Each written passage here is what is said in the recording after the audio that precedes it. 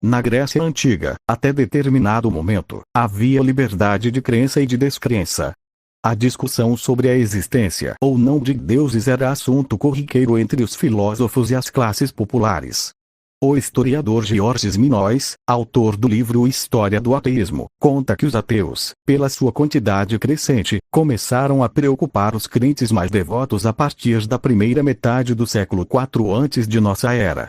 E a perseguição aos ateus foi inaugurada em grande estilo por Platão, 427 a.C., 347 a.C. Perseguição que se prolonga até hoje, mais de 2000 anos depois. No livro X das Leis, o filósofo registra o que é considerado o primeiro relato do problema, que significava a disseminação da descrença. Platão foi o primeiro a associar ateísmo à imoralidade, dando à palavra ateu uma conotação pejorativa que persiste até hoje. Escreveu Minois. A partir de então, o ateísmo, amplamente associado a adjetivos como vulgar, grosseiro, vai se opor à atitude nobre dos idealistas, que se reportam ao mundo puro das ideias, do espírito. A pregação feroz de Platão contra os ateus foi muito bem recebida na época pelas pessoas cujas atividades só tinham a perder com o avanço da descrença na população. Pessoas como sacerdotes e adivinhos.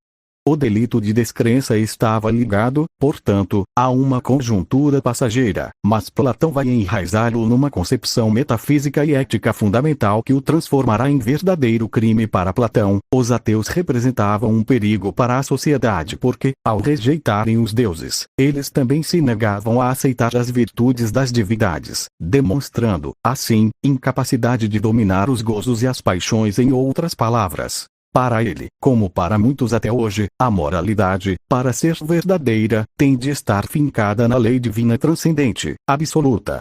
Minois assinalou que Platão, com seu discurso persecutório, antecipou a célebre fórmula: se Deus não existisse, tudo seria permitido. Depois de transformar os ateus em seres imorais, Platão sugeriu uma legislação de repressão a esses bandidos, que, segundo ele, estavam corrompendo principalmente os jovens.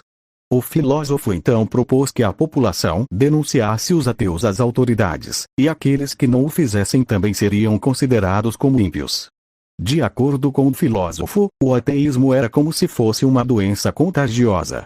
E os doentes estavam divididos em dois grupos.